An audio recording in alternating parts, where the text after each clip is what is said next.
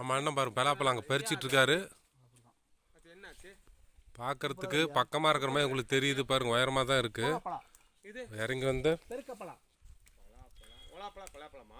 பல வகையான பலாப்பழம் பார்க்க என்னது பெருக்கா பழமா இப்படி தான் இறக்குவாங்க பலாப்பழத்தை பாருங்க.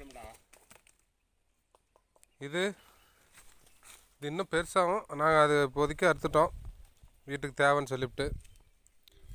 மதேஷ் நல்லா இருக்குங்களா? சூப்பராக இருக்குங்களா?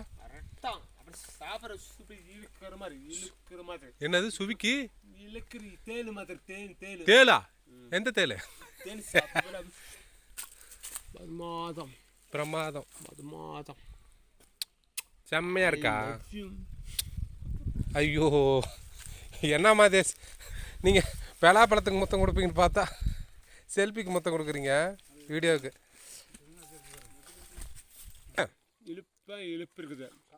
இழுப்பா இழுக்குதா? ஏய் இந்தாயா என்னையா இழுப்பா இழுக்குது? அது வேற இது வேற. இந்த மாதிரி சூப்பராக இருக்கு. இது வாங்கிறத வந்து பாருங்க, அருமையா எல்லாம் கடை. அந்த பழம் சாப்பிட்டீங்களா? எப்படி இருந்துச்சு? கொஞ்சம் கம்மி, இது அதிகமாக சூப்பர். இது நல்லா இருக்கா? நீ வந்து பாருங்க, வந்து வேணுமா வாங்கிங்க. கமல்ராஜ் சொன்ன மாதிரி பலாப்பழம் வாங்க போது விற்று எல்லாம் கடையில் வைக்க விற்கிறேன். நீ விற்றுன்னு வச்சுக்க, எவ்வளோ உனக்கு வேணுமா வந்து வாங்கிக்க. என்னத்த விற்கிறீங்க? பலாப்பழம் உனக்கு எவ்வளோமா? 100 ரூபாய், 50 ரூபாயா, 200 ரூபாயா? சும்மாவே தாங்க மக்களுக்கு. அப்புறம் வந்து வந்து வந்து வாங்கிக்கலாம். நண்பர் யாராவது அவங்க பார்க்க வந்தாங்கன்னா சும்மா கொடுங்க. ஆளு கூட வந்தா சரி.